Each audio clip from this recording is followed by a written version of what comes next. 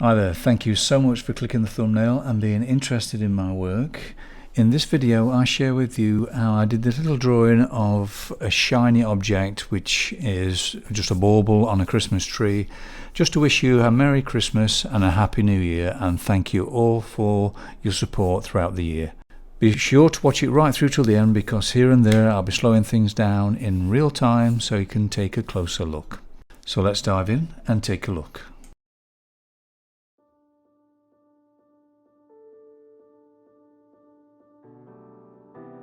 Well, first of all, just using a 708 Carbothello pencil to draw the outline, and then using the rubber, which is a kneadable eraser, just to actually sculpture the actual shape.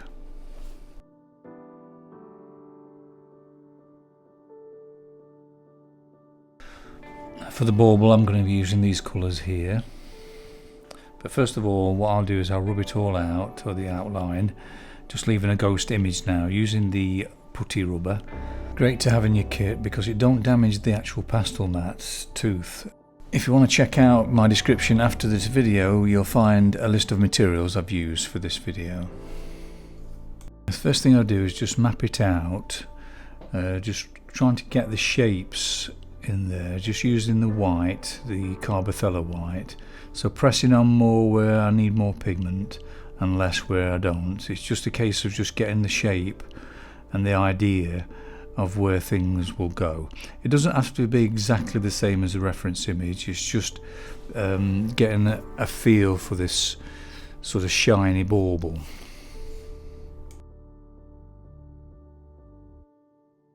Then once I've got that in, I'll just glaze over with a bit of red. Here's the colours I'm using for the gold. Lemon yellow and burnt sienna makes amazing gold, so that's what I've used for that.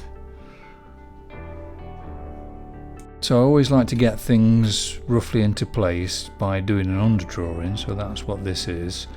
I'm using like a green and yellow ochre there just to sort of get an idea where the foliage is, but I'm trying different pencils and warm yellow there, I'm just trying them out. So what you're doing at this stage as well is you're sort of experimenting to see what sort of colours will work when you start putting the richer colours on, which is the next stage. So you're just basically getting everything in position ready for piling on those really intense colours. Now before of the red in the bauble, I've got to get the background in, so I decided to sort of really get stuck in and putting some intense colours in there now, trying to get that background colour in and correct before I move on to the subtle shadows and details in the bauble. So it's a case of trying things out. I'm using dark green and cold red, then I've used a bit of black as well just to get that intensity. But if you use black, always mix a bit of red with it or other colours. Don't just put straight black in because it looks a bit dead if you do that. You have to keep playing about with different shades of colour just to see what works when you mix them together, and that's what I'm doing here, and just trying to suss it all out. Now with the foliage and around that sort of handle of the bauble, just sort of getting that sort of background in before you can start putting the gold on properly. So you're putting some sort of green in there just so it gives you an idea of where the shape is, and then I'll just continue then just filling in that background. And this is the ugly stage, or the untidy stage if you like. You just have to be patient really, and just know that it's going to get better, because you can sort of get disheartened really when you think how long it takes to sort of build these layers up. So it's just a case of just keep going further and further, keep pushing the boundaries, coming out your comfort zone, and just keep experimenting and don't give up really, because it will change after a while. Just have to keep playing and playing the colour on. If you're enjoying this video, why not subscribe? It's absolutely free, and then you're sure not to miss any of my future videos. when I start something, I always sort of pick one area just to experiment and see what's needed. So what I'm doing here is just trying to work out what combination of colours are needed to get the colour I'm looking for, the vividness of it. So I'm using a cold red and a warm red together, and then I thought, well, I better lighten that up a bit, so I put the white over that, and then played about with other colours on top, and then used lemon yellow, because lemon yellow makes it more zingy. So it's a case of trying to see what works best. Sometimes it's best to put white down first and then glaze the colours on the top, and then the white shines through, and other times you can just put straight pigment. So it's a case of just playing about and seeing what works, and once you've got that formula, it makes it a lot easier then. So what I'm doing is using dark green here. Now dark green is complementary of red, so if you mix dark green with red, you get a natural shadow rather than using black, because sometimes black can make it look dead and not alive. But using dark green and a cold red together, it really does the trick.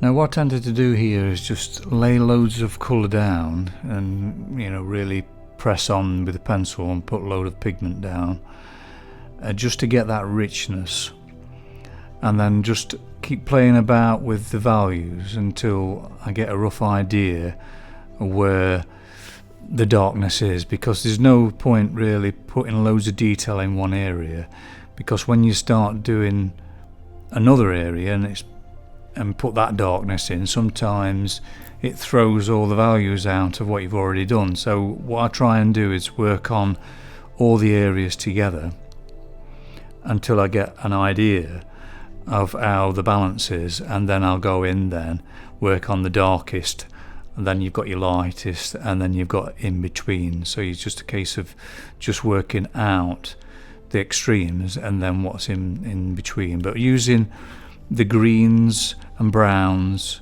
and the different colour reds, you know, the cold reds and warm reds, and it seems to come together. You'll find when you're copying from a computer screen that you're never going to get the same sort of brightness as what you see there, because the light is shining through that image where the light is shining on the image on the board, so you don't get that vividness of what you see on the computer screen. So you do it close as you can get to it, but it's just a case of just keep stepping back, looking in the mirror, checking, you know, how things look. Keep taking a photograph on your phone does the trick as well, and have a look at it on there. But this is not the actual detail stage. I'll put details in this when everything else is done on the picture. Here's the pencils I'll be using for the background, and getting that sort of little bit of a branch with the pine needles in there as well. So it's just a blocking stage. Now you can freak out with how much detail's in there. You think, well, how am I going to do all that? It's just a case of just seeing it as shapes, and light and shade and shapes. Don't see it as a little branch with pine needles on, or once you start naming it, you start to get a little bit tense and you start to overthink it. All it is just to relax, let go, open the heart, let go of the mind, and then just see all the shades and just let it happen. Just let your hands just move, and you'll find that all these sort of shapes and everything will just sort of come together. So it's just having faith and being patient. Just like to take this opportunity to thank all my Patreons for the generous support every month. I really appreciate it. Merry Christmas to you and Happy New Year, and thank you so much. If you're considering joining me on Patreon and would like the benefit of longer, slower, more in-depth videos, please check out the link in the description below where you'll find more details.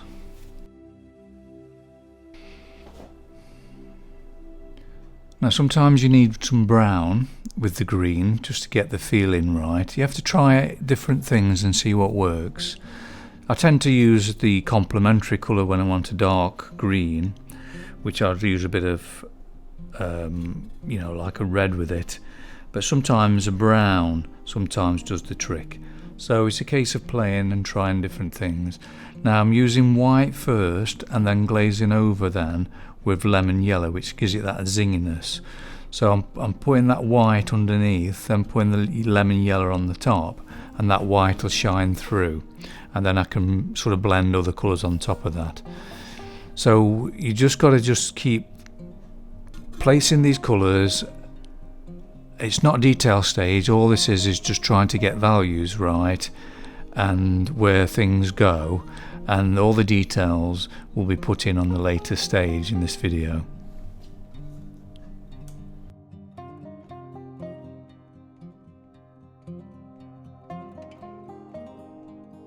If you're enjoying this video, why not give it a like and share it with your friends?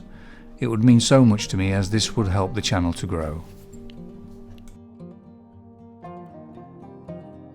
Studies like this are really valuable to do, really, because it helps you to see the chroma and how to create chroma and the balance of the values as well, and make things recede and go into the distance.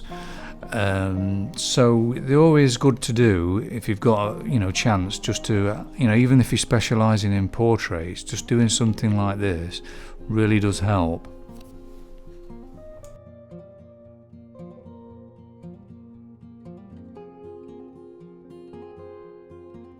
Just slowing it down to real time now, just so you can see me placing these little fine details in. Just using the white and then just glaze over them with the lemon yellow in places.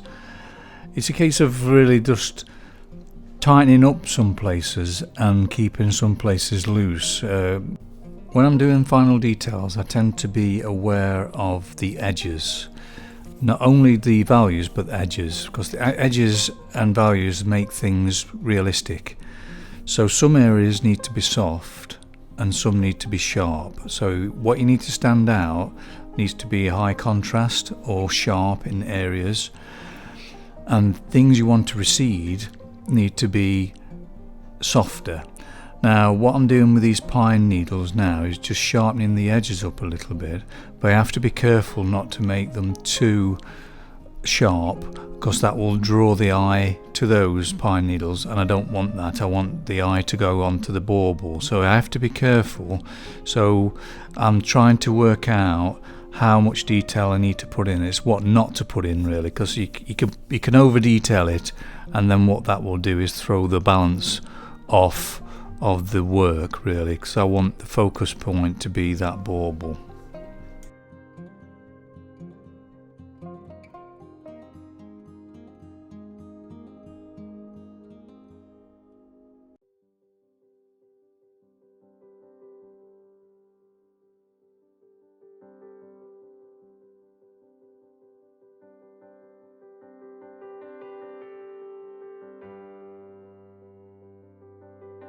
Some more real time now, just to show you how I've softened those pine needles, because if you look at it at the moment, they're standing forward of the bauble, so that's why I'm actually dabbing with the, it's like it is an earbud. I'm just dabbing with that, and what that will do is soften those edges and it'll recede more. You'll see it actually receding as I go along, but that throws it back a little bit, and then it focuses on that bauble then.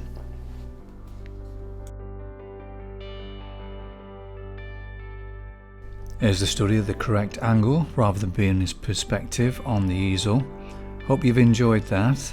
If you wish to follow along with the actual reference image, it's on Pixabay, so you'll find it there. If you want to see more videos, here's some links that you might be interested in.